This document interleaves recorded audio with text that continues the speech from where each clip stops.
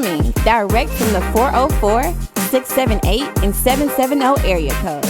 It's entertainment, details, and more right here on the Exquisite Sounds Podcast with your host, DJ and entertainment virtuoso, DJ Toryn L. Hey, what's going on, everybody? Welcome back to the Exquisite Sounds Podcast. I'm your host, DJ Toryn L.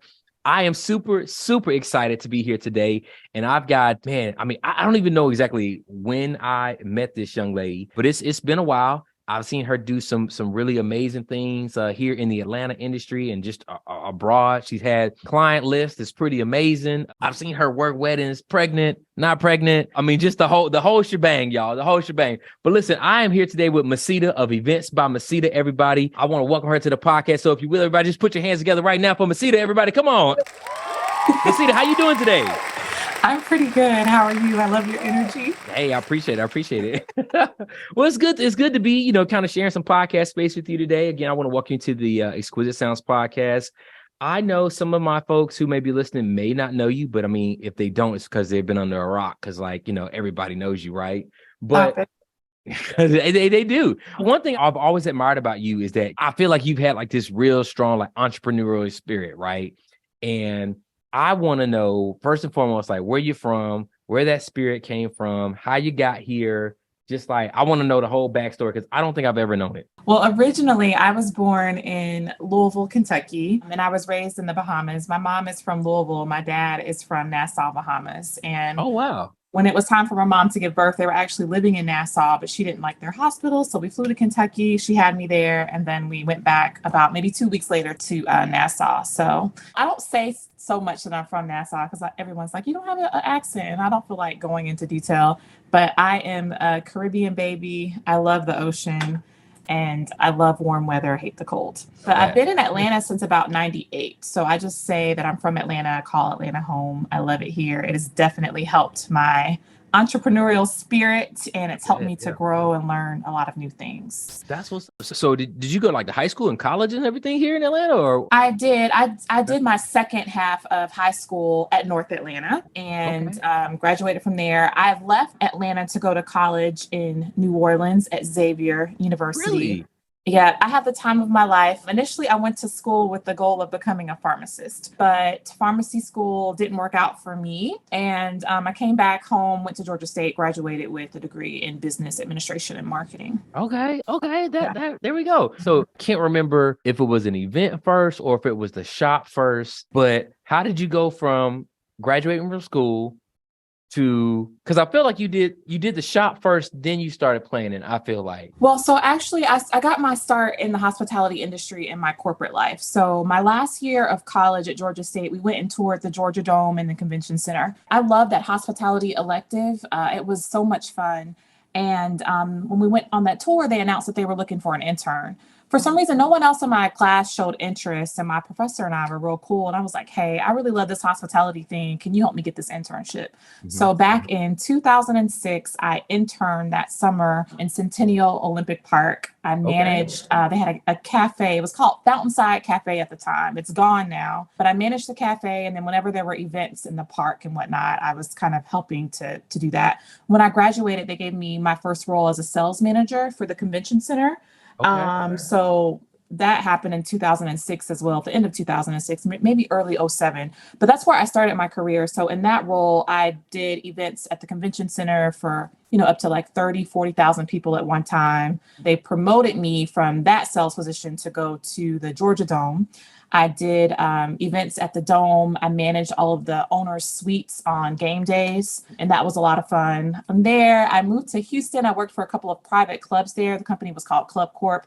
Did more wedding, social, and corporate events. And then we came back here, and I worked for Club Corp again. So I worked for some hotels, the convention center, the Georgia Dome. That's where I started my career. I got a lot of experience with large events, handling those details in the logistics. So that's really my jam as it relates to planning. I know a lot of people don't even have that experience. Yeah. And I mean, obviously as a planner, it's got to help, right? It's got to help. Yeah.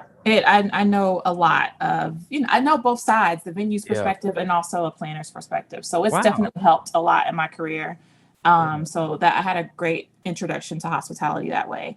Okay. And probably one of my last sales roles, because we would have these large goals that we had to accomplish in booking events. And, at some properties, the sales goal for the year may have been like $1 million. At some properties, it was like 2.5 million. And then when we started hitting these numbers, I'm sitting there thinking like, wait, if I can hit these numbers for someone else's company, I can probably hit some pretty good numbers for myself.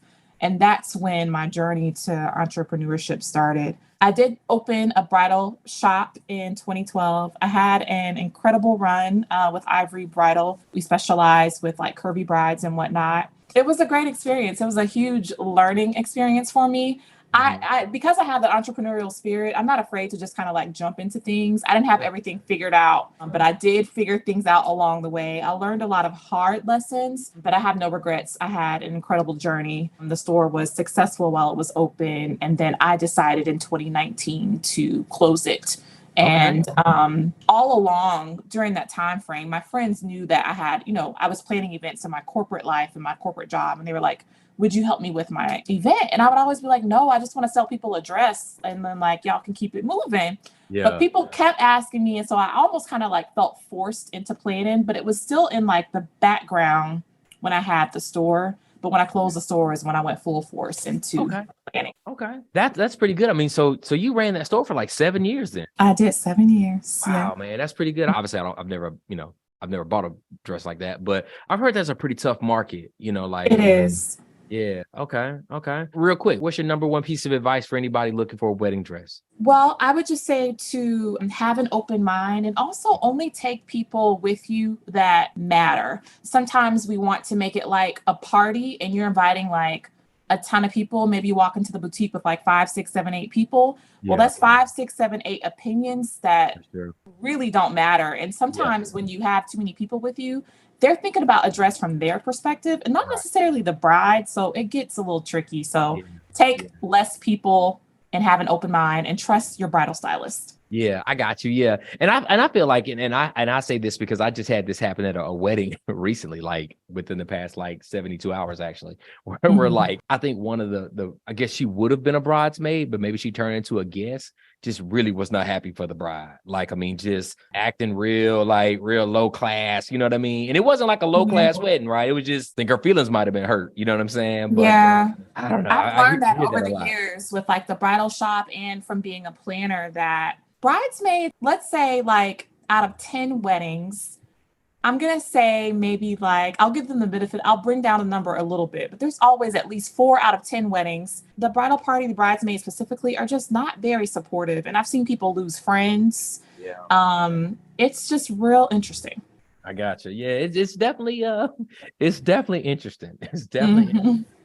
Oh man. Well, that's pretty good. Now, so we got kind of the background. We know the story of the shop of Ivory Bridal. Now, but one thing I'll say is even with planning, I've seen you, of course, this is just, Instagram stalking, right?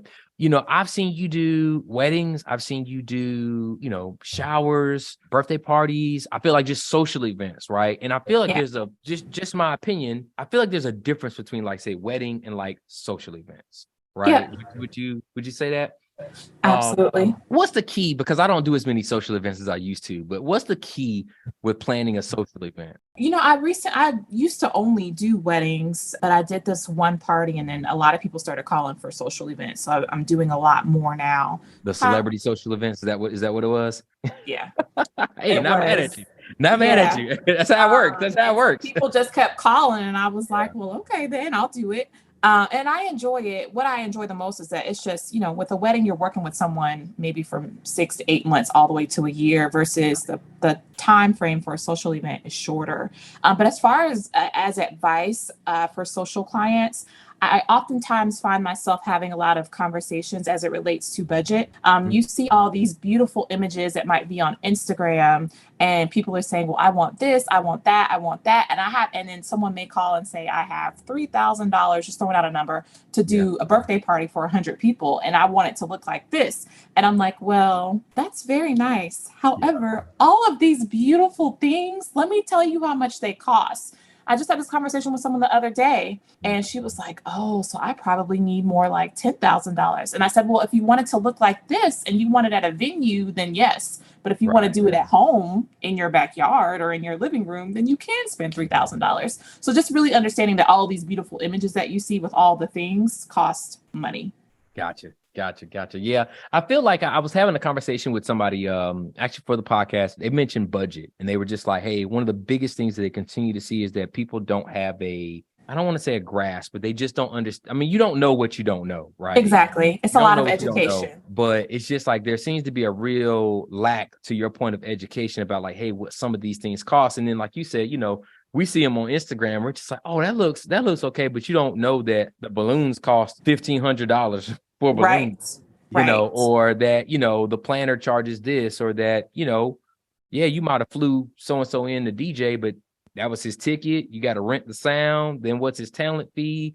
All those sorts of things. It all adds up. It all adds up, yeah. And those parties, those social events can be very elaborate. They can be expensive. You know what I'm saying? They can be just as expensive as a wedding, for sure. For sure, yes. Yeah, man, that's what's up. What would you say your favorite social event that you've done is so far? I don't know. We've had, actually what's on my heart right now is this past weekend, we had a graduation party. Cool. For a young lady. She just graduated from Spelman on Sunday. It was just a small party. She had 30 people, but the energy in the room was so amazing. Her family and her friends really loved her and really supported her. And what was so special to me was that, when we first started talking, she let me know that her mother had passed away. And gotcha. I learned at the event that her mother passed away recently because I didn't know when it happened, but she told me that her mother was the event planner of the family and that she knew that her mom would want her to hire an event planner. Yeah. Like her mom didn't do it professionally, but she knew that she would want her to have a professional event planner. Gotcha. And when the guests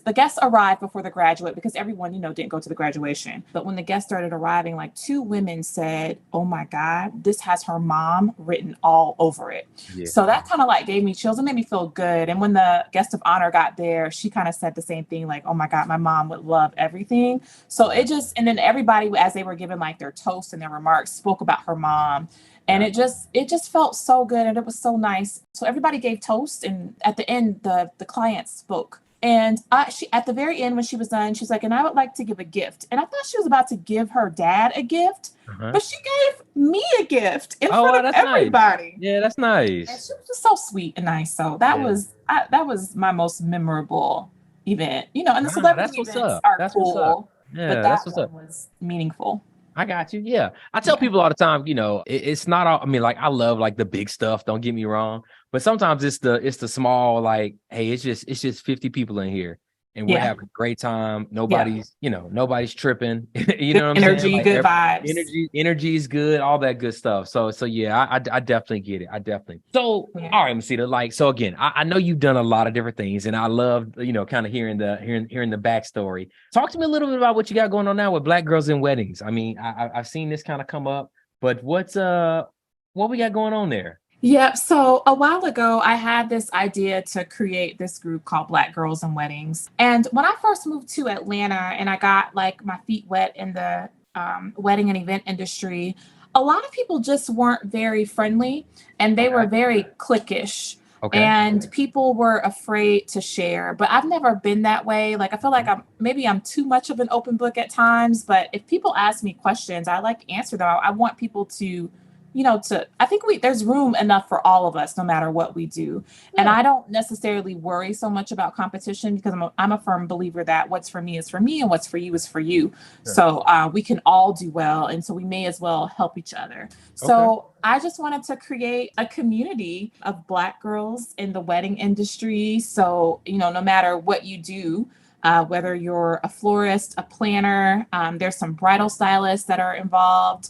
We even had a gentleman DJ come to the event, the first event that we had. There's photographers, just people that do different things inside of the industry. I just wanted us to come together to connect, so that we can network, we can grow together, and we can flourish. And it is my hope that we attract even more people to this industry because you really can make a decent living off of it. And by attracting more Black not just females, but Black people in general to the wedding industry, I believe that it can accelerate marriages in Black families. Okay. I'm with that. There's a lot to unpack there. Mhm. So the first thing I'll say is that, I'd love if Exquisite Sounds could get an invite to the next one. I don't know who the previous DJ was, but he can come too.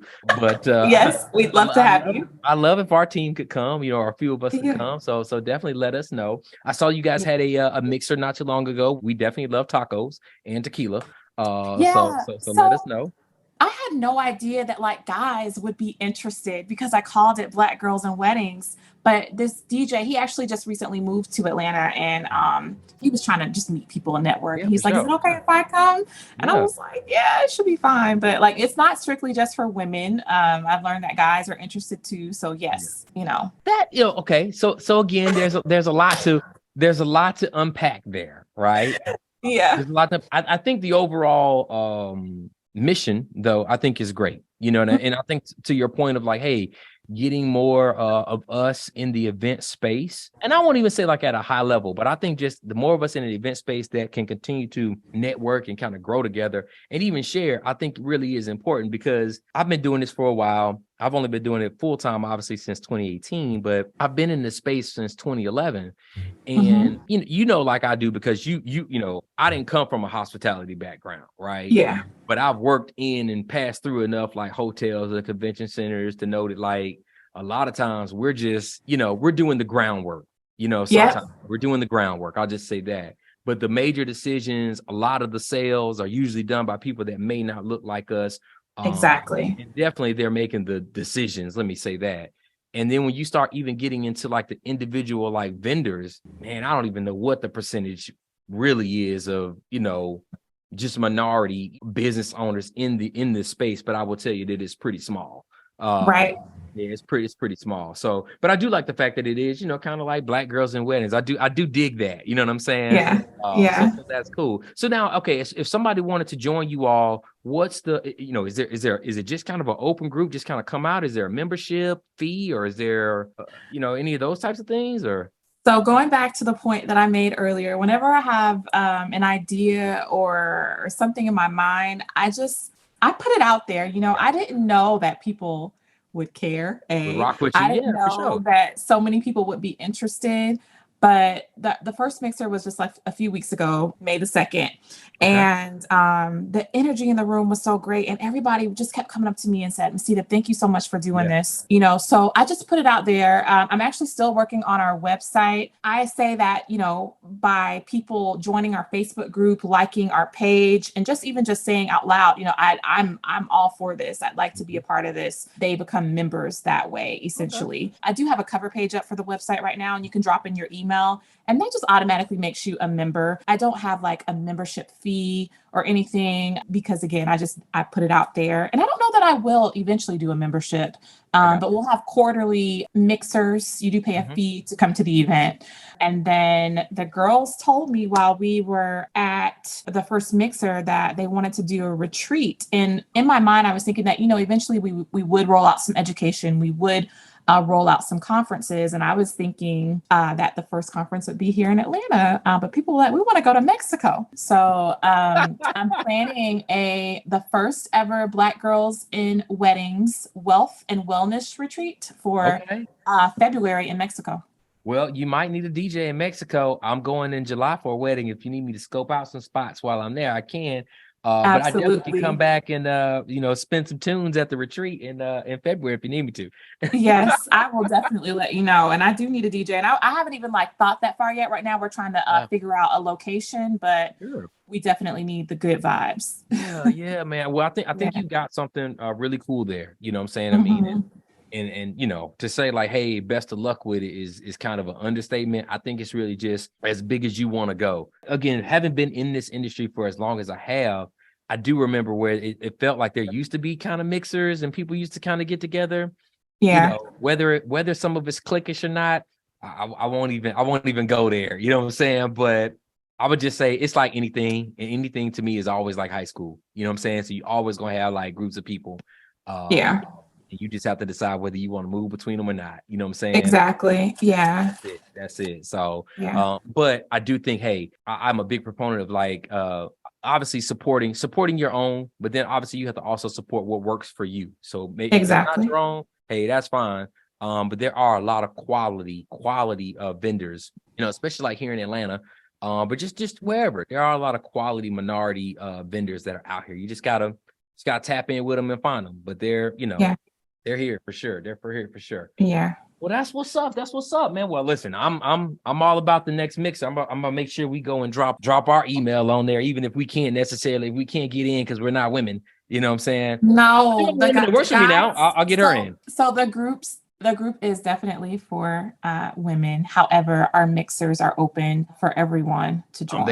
I'm there. The next one will be in August. I'm still working out the details. But Okay. Well, look, Mesita, I wanna shift here just a bit because one of the purposes of obviously the podcast is like, hey, obviously we want to get to know and kind of highlight some of the amazing vendors that are here, but we also kind of want to help like solve an issue, if you will, right? So for us, I thought, hey, man, Mesita's done a little bit of everything from store ownership to being a super mom to planning parties, all that good stuff, right? One thing I thought of is that like, hey, let's dive into a topic really quick on just like what 3 things we think could maybe help a client plan a special event. And I didn't want to make it weddings or whatever. I just wanted it to be just like an event. You know what I'm saying? So I'll let you kind of lead the way, and then I'll close us out. But just not many people can say they've done the full circuit of like the back end, the planning, like not many people have that experience. So I'd love to know what you got. Yeah, so I think first and foremost, it's always great to hire a planner, regardless of the type of event that you're doing, because we've done it time and time again, and our resources are invaluable, right?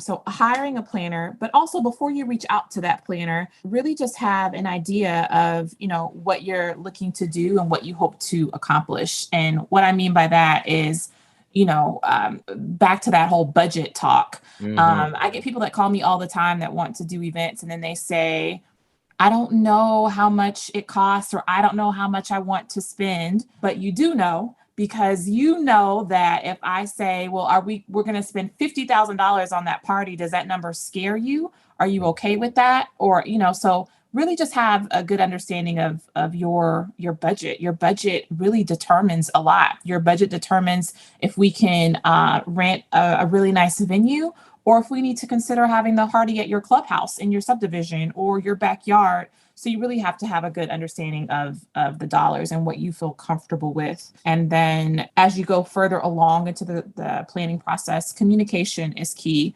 Communicating between the planner and the client, and also just all of the vendors, just so that there's organization and everyone is on the same page. Those things are important. Yeah. Okay. I like that. That. But let me ask this question, right? And I'm going to ask you from a vendor perspective to someone who helps to plan an event, right? But why do you think it's so tough for people to understand or figure out what their budget is?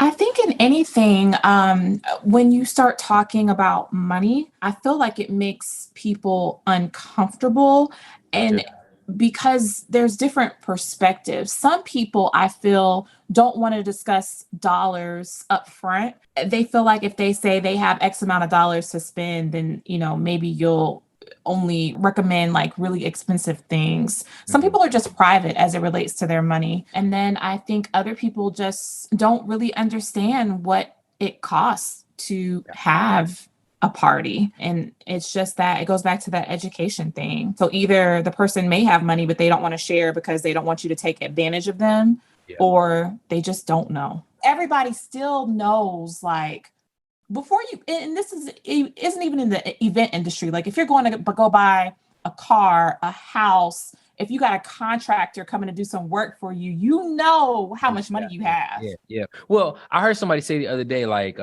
they said something like to the effect of like, how how much money you have in the bank. Yes. Like regardless of what your budget is for or whatever you're doing, between all your accounts, however you do it, what you have in the bank. Right. So I get that you don't know what you don't know, but you know what you have in the bank.